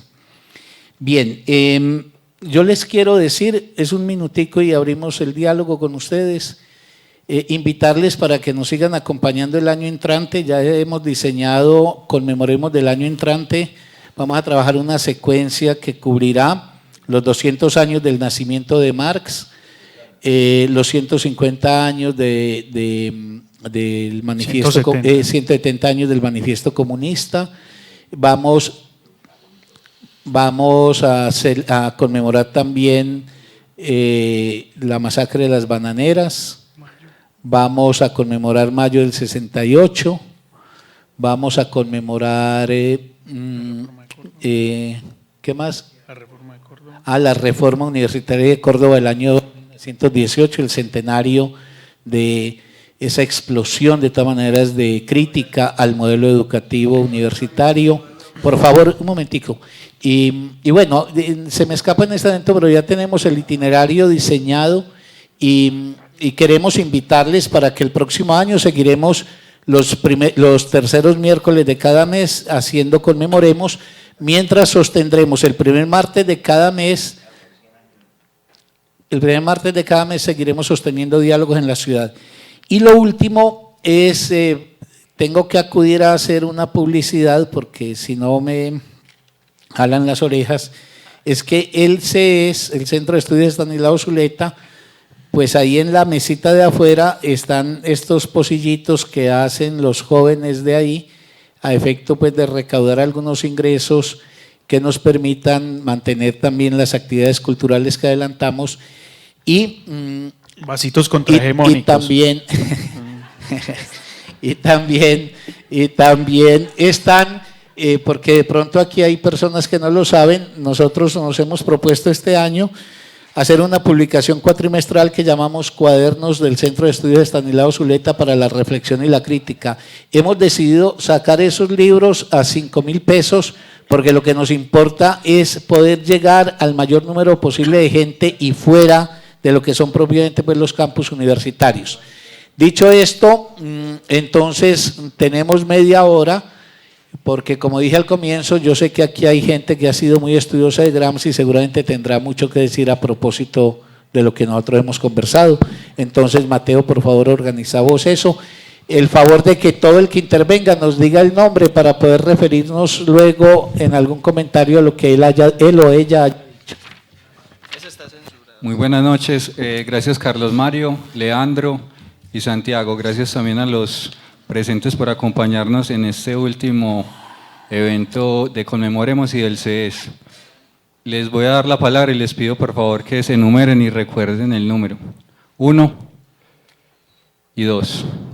Y el tiempo, Mateo. E intervenciones concisas, por favor, para que haya posibilidad de devolución por parte de los interlocutores de la mesa.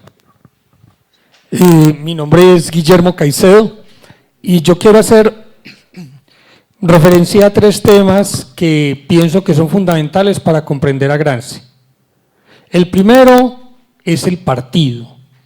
Si usted no entiende la teoría de Gramsci dentro del concepto de partido, no entiende a Gramsci. Gramsci lo define muy claramente en un texto que dice el partido como el príncipe moderno. Y el príncipe moderno es aquel que conoce el juego y lo enseña. Y así lo analiza cuando él dice, analiza todo el Stalin, analizan todo, cuando plantea de que él lo que hace Maquiavelo es estudiar cómo se domina el pueblo, cómo lo explotan, cómo lo manejan, y su acto revolucionario fue enseñárselo al pueblo, y por eso es tan despreciado, y por eso todo maquiavélico lo primero que hace es condenar a Maquiavelo. Esa es la primera. La segunda, comprender el concepto radical. No el concepto radical que todo el mundo maneja, que es muy radical porque grito mucho, porque yo tiro piedra. No, Marx lo decía muy claro, yo soy radical porque voy a la raíz de las cosas, y la raíz de todas las cosas es el hombre. Incluso en su teoría de la historia dice, el primer acto de la historia es que el hombre se está haciendo a sí mismo. El hombre come, vive, tiene que construirse a sí mismo, es el primer acto histórico. El segundo es comprender la Revolución Rusa. El compañero dice, con una forma que muestra un desconocimiento total de la historia, cuando dice, la Revolución Rusa no sirvió para nada. Esto es falso.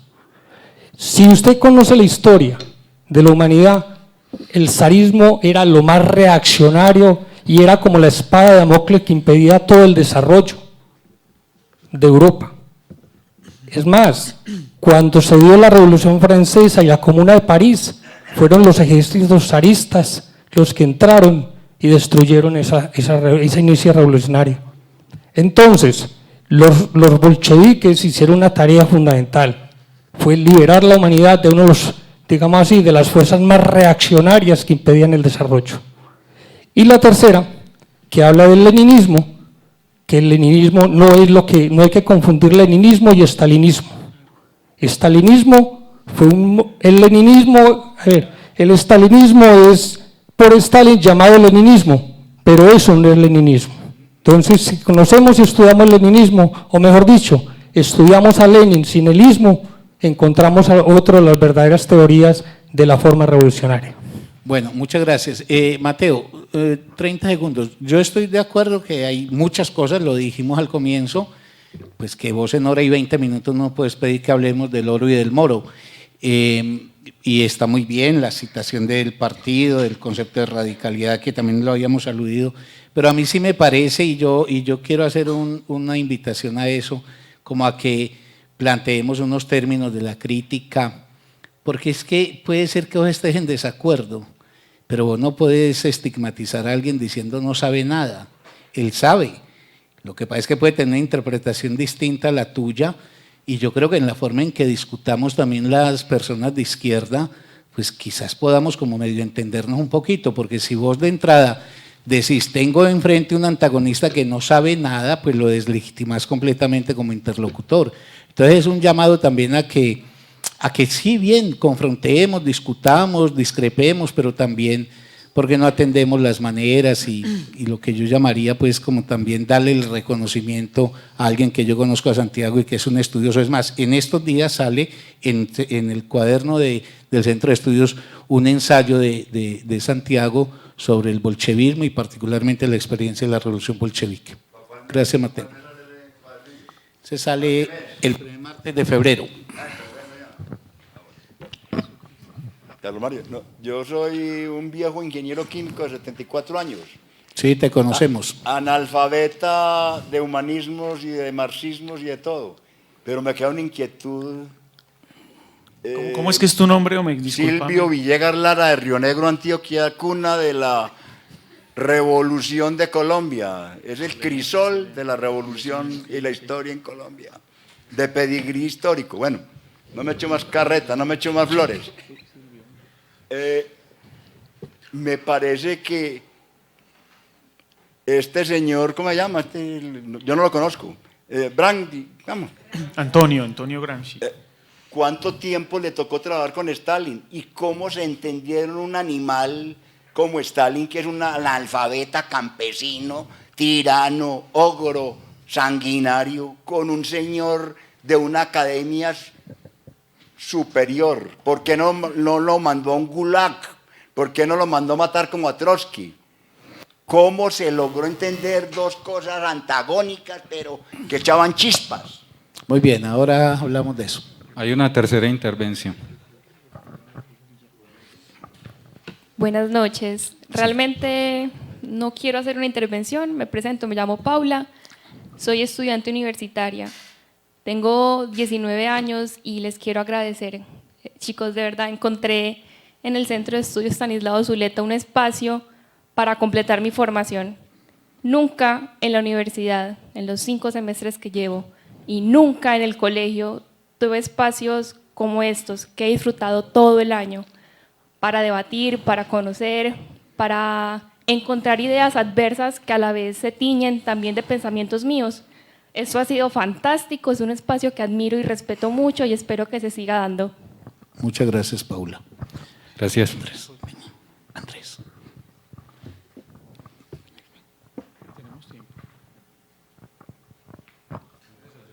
No, Andrés, vos. ¿Hay más intervenciones, Mateo?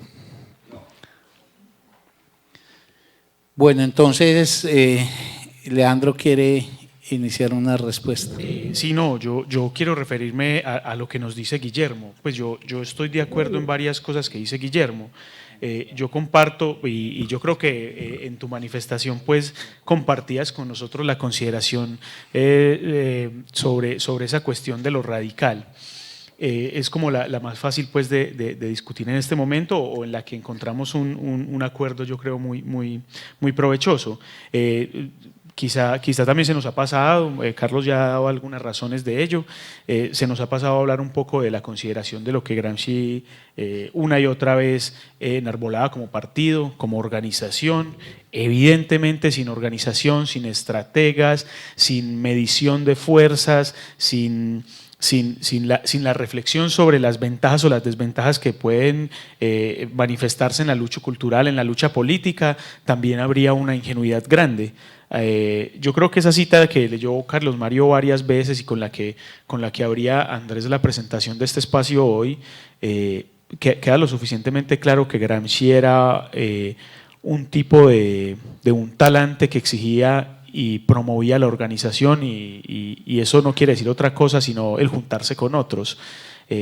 No hay un ejercicio académico, el intelectual para Gramsci no es el profesional de la universidad de ninguna manera, el intelectual no es el erudito que puede saber muchas cosas, pero que muchas veces, y lo vemos en este país, yo creo que es doloroso, la compañera decía algo recién sobre eso, es el que no es el que habla consigo mismo todo el tiempo. La cuestión aquí, la conciencia no es un diálogo interior, la conciencia siempre se encuentra su reconocimiento afuera, en el juntarse con otros, y por eso es tan importante la cuestión del partido.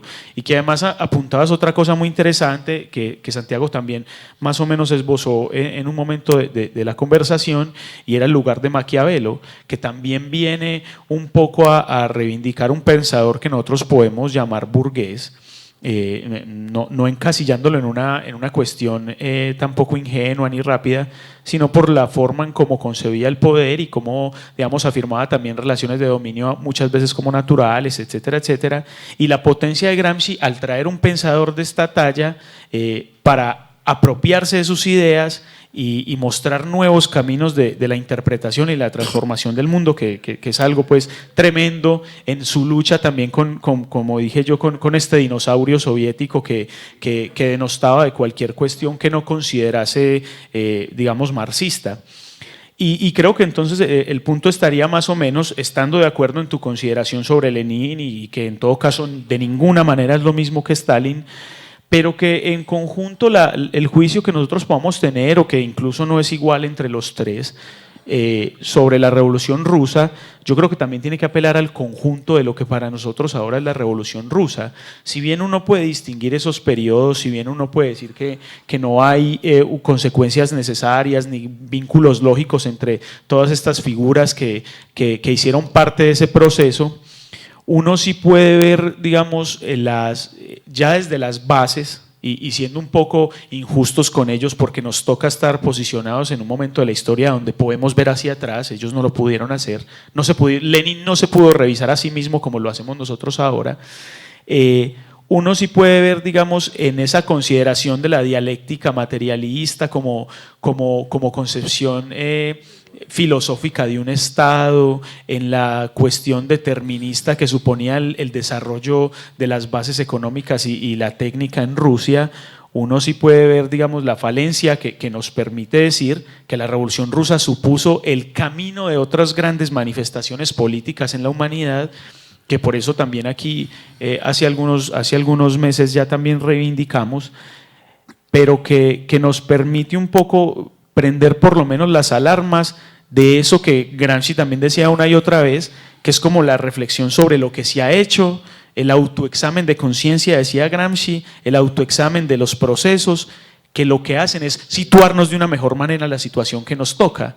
Entonces no es una invitación a denostar de los bolcheviques, no es una invitación a rechazar todo lo que supuso la Revolución Rusa, sino yo creo que es como la apropiación y la reivindicación de eso que supusieron ellos para fortificarnos y pensar nuevos caminos hoy. Si nosotros tomamos en bloque a la Revolución Rusa y la afirmamos como un logro tremendo de la humanidad sin criticarla, yo creo que estaríamos siendo infieles y muy perjudiciales precisamente con ese legado. Yo creo que en el carácter marxista que yo defendía desde el principio, y que yo creo que quizá en Stalin no, pero en Lenin es claramente que estaba, es ese carácter de la crítica, que no es la crítica hacia afuera, sino que también es la crítica de las bases mismas de las cuales yo estoy partiendo. Si no hay un ejercicio de autocrítica, si no hay un ejercicio de mirar que las condiciones del capitalismo todo el tiempo me imponen unos retos tremendos que yo no tengo subsanados de antemano, que yo no tengo fórmulas mágicas para combatir eso, yo creo que nosotros estaríamos siendo en buena lógica muy leninistas también y que por eso por ahí encontraríamos un vínculo muy provechoso para discutir luego. Era un poco eso pues que me pareció muy lograda tu intervención y que compartimos varias cosas en el fondo. Gracias, Leandro. Santiago, y yo digo unas palabritas y ya. Bueno, el datico que vos decís, Gramsci era italiano, Stalin era ruso, o sea, no tuvieron nada que ver.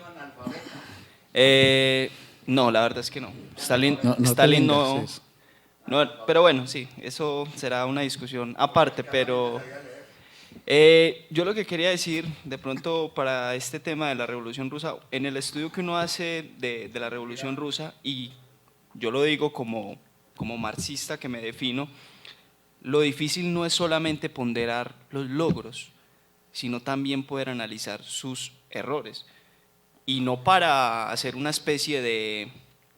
No es como para hacer un balance de qué tanto es bueno y qué tanto malo, sino que poder reconocer allí donde hubo un error en una experiencia política que tenía que acechar con muchas dificultades, le supone a uno grandes retos. Entonces, por un lado, como lo decía Leandro, en tanto asumimos el marxismo como una teoría crítica radical, no tememos, y como lo decía el mismo Marx, no tememos a los resultados de los análisis. Si tenemos que cuestionar nuestras experiencias, lo tenemos que hacer. Si tenemos que poner en jaque y en duda algunos elementos, incluso para seguir moviéndonos y sobre todo seguir sosteniendo una postura revolucionaria, hay instancias en las cuales no podemos ceder ante lo que tiene que ser una crítica. Pero cuando ponemos el caso, incluso yo diría, hay cosas hay cosas que recibe Stalin de Lenin. O sea, Stalin, y podrá ser una discusión de mucho alcance y con más detalle, pero para mí Stalin es un leninista en muchos aspectos. Déjame terminar, hombre, que… Pero no le pares bolas. Sería un detalle, serían como entrar más en análisis para poderlo soportar, para que no se vuelva simplemente un prejuicio o un comentario inmediato, poder demostrar ese asunto, pero quería dejarlo como ahí, como es para uno, que está del lado de la transformación de la sociedad, que no puede negar la potencialidad que hubo en la Revolución Rusa, lo que significó, porque vino a demostrar que es posible cambiar el mundo, que se puede enarbolar, pero que también pues no nos podemos negar, cuando cae la Unión Soviética, se cae sin que se pegue un tiro. ¿Por qué pasa eso también? ¿Por qué se derrumba algo así? Algo pasó, y reconocer y confrontárselo no es abdicar a la transformación de la sociedad, impone unas grandes dificultades que seguirán. Invitarlos a, cuando salga el textico, hay una reflexión más detenida, si se quiere, sobre ese asunto. Bueno, lo mío es muy cortico y apunta a simplemente refrendar lo que ya han dicho y decirle a Guillermo que yo en lo personal comparto fundamentalmente cada uno de los puntos que él argumentó o arguyó. Primero, que es impensable, ya lo dije, la lucha cultural por la cual Gramsci propugna es impensable por fuera de la política, pero la política para Gramsci es impensable por fuera del partido. Y en ese sentido hay una conexión indefectible. Gramsci fue un partidista. De hecho, cuando él dice vivir es tomar partido, tiene una doble acepción. Vivir es uno tomar posición, pero vivir para él es también ser miembro de una organización que se ocupa de la ciudad, es un partisano.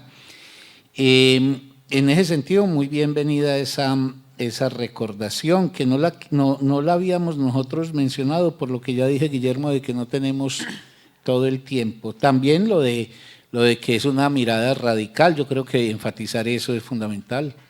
No se trata de barnizar culturalmente la sociedad burguesa. Por eso yo decía al comienzo que nosotros tenemos un montón de organizaciones sociales que dicen que elaboran en el frente de la cultura, pero lo único que hacen es maquillar bien el orden en el cual se encuentra hundida pues nuestra sociedad. Que yo creo que esto es simplemente de que lo que sostiene siempre la cultura es una estructura política, y en ese sentido es indefectible conectar siempre la política y la cultura. También, vea, Gramsci desarrolla una reflexión muy interesante a partir de un fracaso o de una serie de fracasos muy graves. Creo que los que estamos aquí reunidos sabemos que el triunfo de la revolución bolchevique, incluso por el mismo Lenin, fue concebido como el primer logro de una serie de logros que se suponía que venían en sucesión y que eran imprescindibles para el buen destino de la propia revolución rusa. Y por eso esos tres conatos de revolución que estuvieron a tiro de conseguir lo que consiguieron los bolcheviques en Rusia, que fueron Alemania, Hungría e Italia, Gramsci, que estuvo muy involucrado en las formas de poder obrero en Turín, particularmente los obreros de la Fiat, Gramsci, cuando esos obreros son derrotados, cuando esas formas de poder soviética que tenían otro nombre en Italia, pero que en el fondo era el modelo soviet, y cuando eso es derrotado, Gramsci se pregunta, con todo el dolor de un hombre que ha estado en esa lucha, ¿qué es lo que nos ha conducido a perder? Porque eso es lo que diferencia, yo diría, a un hombre o a una mujer inteligentes que saben que el fracaso siempre nos ronda, pero que la posición ante el fracaso debe ser tratar de entender qué es lo que lo ha llevado a su plasmación para tratar de evitarlo. Y en ese sentido, la Revolución Rusa está fuera de discusión, que es un hito histórico fundamental. De hecho, en este año nosotros conmemoramos la Revolución Rusa.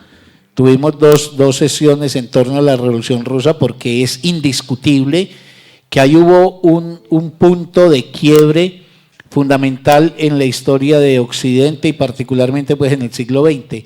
Pero como bien dice Santiago, ¿qué pasaría como para que ese proyecto revolucionario hubiera finalmente desaparecido y que esa Rusia que durante todos esos años había constituido una especie de alternativa al capitalismo, hubiera hecho ese pasaje inmediato a una de las formas más tiránicas y despóticas que tenemos hoy en el planeta?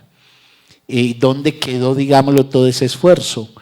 Y claro, eso, como bien advierte Leandro, es una historia y obviamente lo que Guillermo señala hay que tenerlo muy presente, que una cosa es el proyecto revolucionario que se desata en el 17 y la forma en que ese proyecto en un comienzo intenta transformar las relaciones globales con la vida, en donde la figura de Lenin es fundamental, pero el atentado contra Lenin y la muerte temprana de Lenin, yo sí creo que es uno de los testimonios de que el individuo pesa en la historia y que no era lo mismo la comandancia de Lenin del proyecto bolchevique que lo que después en la disputa por las relaciones de poder, que no se puede reducir a un problema de egoísmos personales, sino de lógicas para entender el proceso, pues conduce de un lado a la deposición de Zinoviev y Kamenev en aras de Stalin y de otro lado, todos lo sabemos, pues la derrota de Trotsky.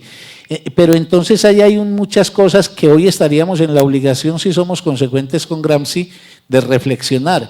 Por ejemplo, hoy es posible concebir un proyecto revolucionario que se adscriba a un partido único, o es menester, por ejemplo, plantear que la existencia de un partido que de alguna manera encarne los ideales revolucionarios debe hacerse en el orden de un sistema de partidos que permitan las diferencias de opinión, etcétera, etcétera. Esos son debates que tenemos y que en gran medida el fracaso de la revolución bolchevique, en el sentido de la derrota de la revolución bolchevique, pues nos obliga a pensarlo.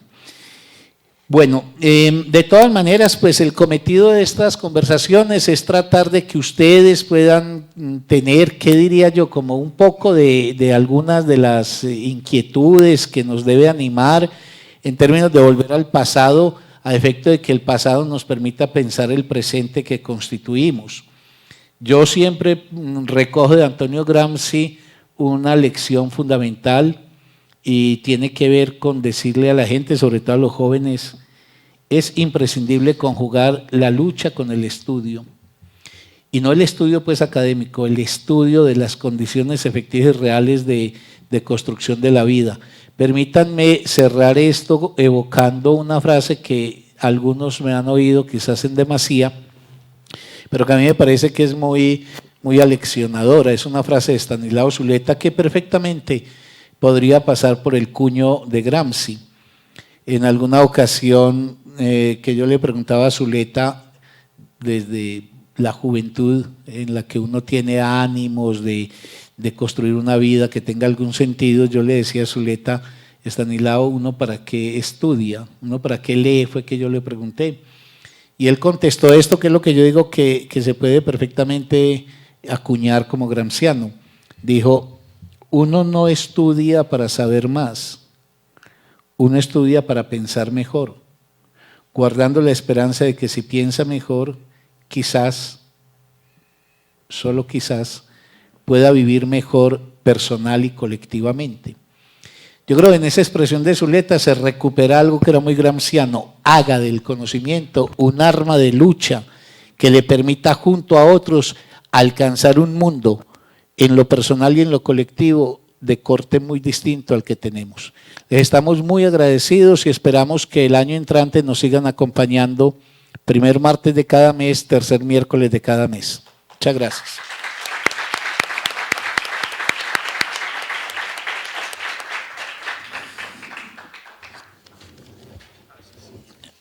Salió muy bien. Sí, así sí. Muy bien, Santi. Muy bueno, Santi, ese planteamiento.